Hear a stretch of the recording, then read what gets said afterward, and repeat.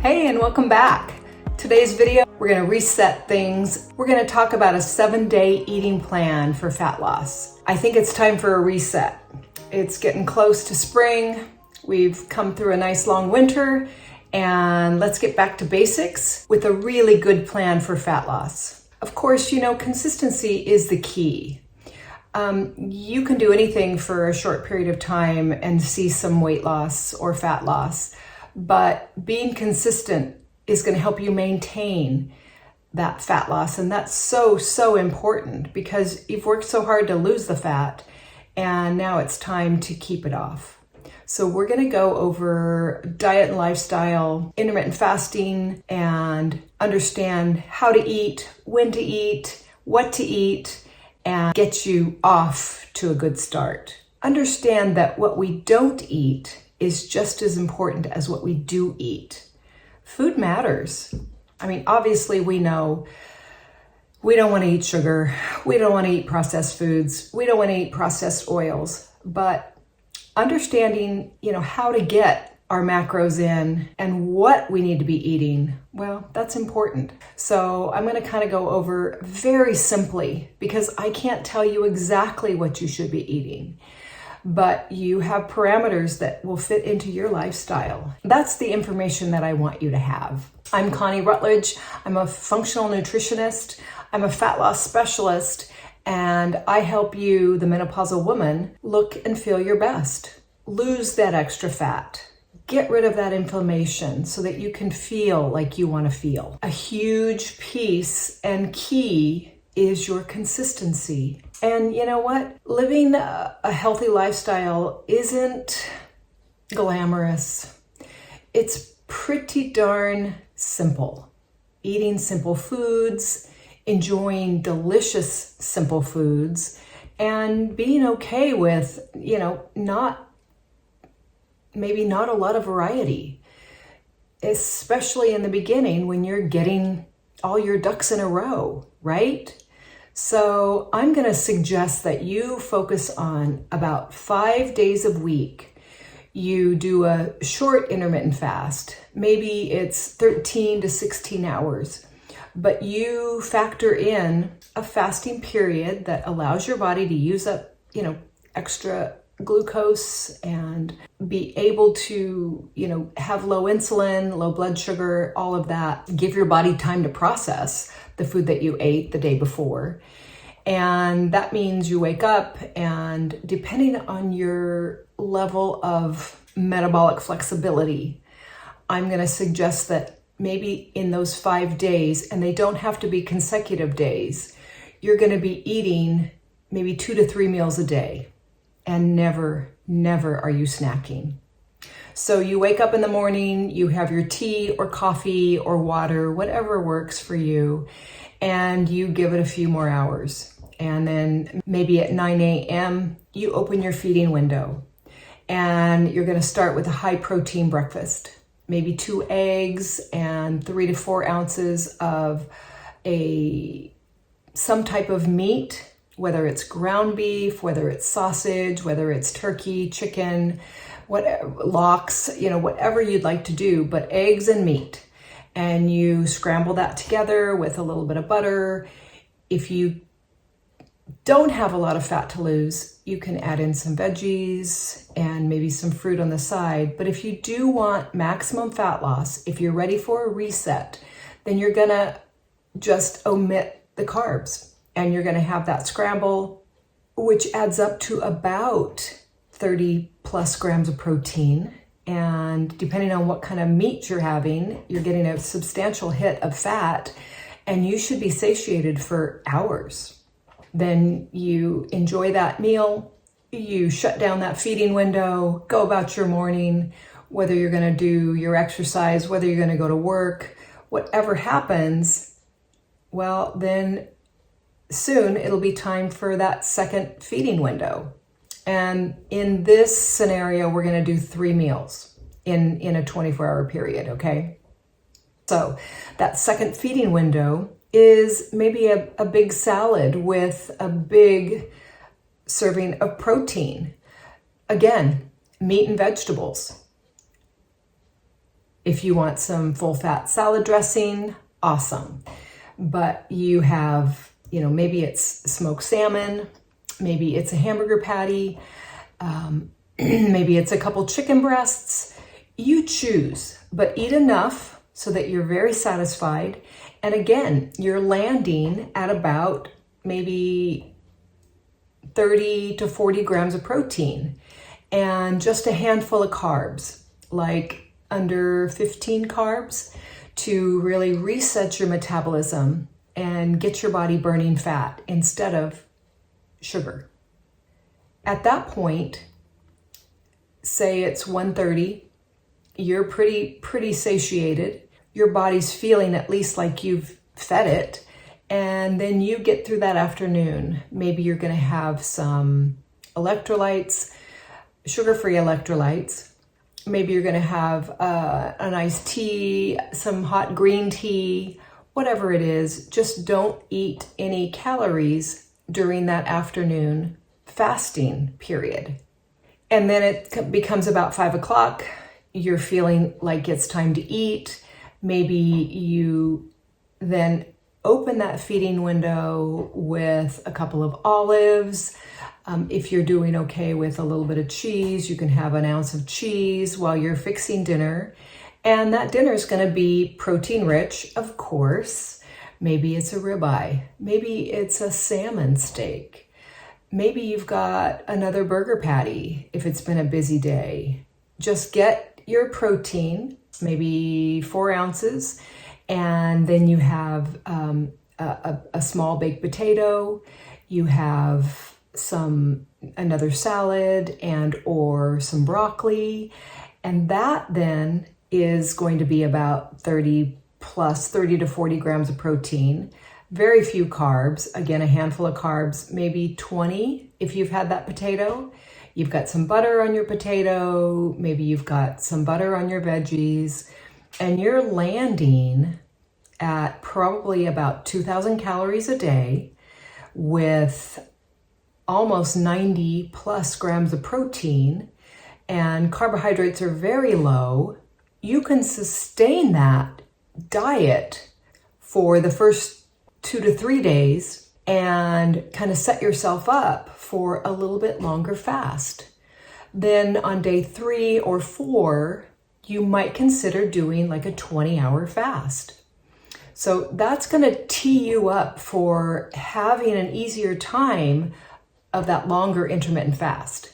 And what that helps to do is it helps to give the body a little more time in the fasted state. A 20 to 24-hour fast is going to give you a little bit more time to burn the stored sugar and tap in to body fat, stored body fat, and burn that instead of burning sugar. Because if you've been eating low calorie, you've been eating more often because you haven't eaten enough at your mealtime and you're hungry and you can't not snack, then you're teeing yourself up with plenty of protein and quality food and fuel to allow you on day 3 or 4 to do that longer fast. You're going to have to wrap your mind around it, but this is a surefire way to tap in and burn stored fat and get your body burning again. Okay, then you go back to that maybe 16-hour fasted window the next day, and you eat the same way. You eat very simply, and no processed foods, no grains, very little dairy if you tolerate it, but you stick to more of a paleo, meats, quality carbs, meaning fruits and vegetables, and quality fats. And you do that day in and day out for maybe 3 or 4 weeks. So you're going to be doing that 5-1-1, which I didn't explain. So let me explain. 5 days of a pretty consistent, up to 16-hour fasted window. And then you eat 2 to 3 meals and eat enough when it's time to eat. And then one day you fast for a longer period of time. Maybe you're able to fast for 20 hours. Maybe it's 24 hours. Maybe it's 36 hours. You get to decide. I mean, you got to give it a try. If you've never done it, you've got to give it a try. So you do that, and then that other one day in the 7, so 5 days you're doing the, about 16 hours of the intermittent fast. One day you're fasting longer, and then one day you don't fast at all. You can wake up, you can eat breakfast, you can eat enough so that you don't need to snack. Same drill, same types of foods. But that consistency is going to be keeping your body guessing. Your body is not going to get metabolically efficient because it knows that, for year in and year out, you're only eating one meal a day, and it's only so many calories or so much fuel, and it becomes very, very efficient. And that's you're gonna just get stuck. We want to rev the metabolism. We want to, continue to keep moving and keep the body guessing. That's going to be key. That's going to help with metabolic healing, allowing you to start metabolically switching into burning fat instead of working on the food that you just ate. We want to avoid foods that stimulate your appetite. Those processed foods are going to stimulate your appetite. Your brain's going to want more. We want to eat the high protein to quiet your hunger. I've got appetite suppressant supplements available on my website. You can go there and take a look. There are some nice peptide oral supplements, DNF10, to allow you to reduce the appetite, reduce the leptin, and all the biochemicals that kick up at your insatiable appetite, and just cutting out the processed foods and really eating simply is going to really help heal that, lower inflammation, and that does huge things to appetite control. Another key to your appetite control is to eat enough during your feeding windows. Even if you're new at this, you're going to want to just eat maybe a little bit more than you're used to, because if you're used to being a chronic dieter and you're used to, worrying about calories, then you're going to need to eat enough food to keep you satisfied. This will take practice, but it's worth exploring. These aren't exciting meals. These aren't, the most robust recipes. It's cooking at home. It's planning ahead, having foods available, and just putting your head down and getting the job done. Remember, if you've been running on carbohydrates, then you're going to need to lean into higher fats and proteins. You're going to need to lean into eating your meals and not snacking so that your body gets used to processing. That's what we call metabolic flexibility. If you're hungry all the time, you're doing it wrong. If your waist circumference is above 35, you need to practice this type of eating style. A huge key is consistency. Consistency and change. You've changed things up because you want things to be different. Now it's time to become consistent in that change. Avoid the sugar. Cook at home. No breaded foods. No bread. No fried foods.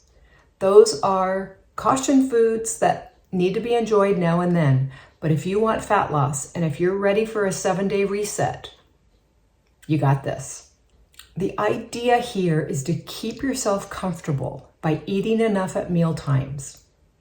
Do that for a few days, and then you can step into longer fasts because your body will have enough fuel on board. It will be ready to go without and use up reserves. By eating this way, you stabilize your blood sugar, keep your energy up. And when your energy's up, you have more bandwidth to fast longer and to be compliant and consistent, because that's the huge part of this, consistency. So there you have it. Super simple. You can go back to the previous video and find out how many macros you should be make up your mind to make a change. It doesn't have to be perfect. But if you can count on consistency because you've planned ahead and you've made up your mind to give it a try, give it 7 days, and then maybe you can dive into another 7 days. I mean, it all depends on what your goal is. If you've got 50 pounds to lose, this is going to take some time, effort, and consistency. The key here is to find what works for you. Boxed diet plans are not nutritious. They're not going to give you long-term results. Consider taking it down a notch and just getting super simplified. The 5-1-1 version. 5 days of eating meals, no snacking, maybe a 16-hour intermittent fast, 1 day a week of a longer fast. Maybe you make it to 20 hours. Maybe you make it to 24. And if you make it to 24, that means you quit eating at maybe 6 p.m. and you wake up in the morning, you have your electrolytes, because when you're eating a low carb diet, you do need electrolytes because your body will lose water quickly. You'll be peeing all the time, and that water weight inflammation is going to flood off you, and you might feel pretty lousy. Electrolytes are the spark plugs of the body. By eating or drinking those minerals, you're going to feel much calmer. You're going to be way more apt to succeed. And then at that longer fast, that 20 to 24 hour fast, you'll feel better than you think. And there might be some rough days. And if that is the case, then have a meal. Don't muscle it. Just follow the prompts that your body gives you. Okay, and then that 5th day, or the 7th day, then you eat normally. You eat 3 times a day, and maybe you even have dessert that day. But see what happens. Remember, the scale isn't the best indicator of fat loss. Take a tape measure. Measure your waist an inch above your belly button, or maybe you're going to gauge your fat loss by a pair of jeans that, doesn't fit. But when you start to practice this and you get good at it, your body will respond. You'll feel better. You'll be more satiated. You'll start to really understand what I'm talking about. Give yourself the gift of following through. Make it happen. You've got this. I'd love to know what works for you. If you like the video, give it a thumbs up and subscribe. This is Over 50 Fat Blast, where we talk everything fat loss for the over 50 woman. And there's a lot to it here. It's simple. You can do this. We're not getting any younger. Let me know how it goes. All right, take care. Bye-bye.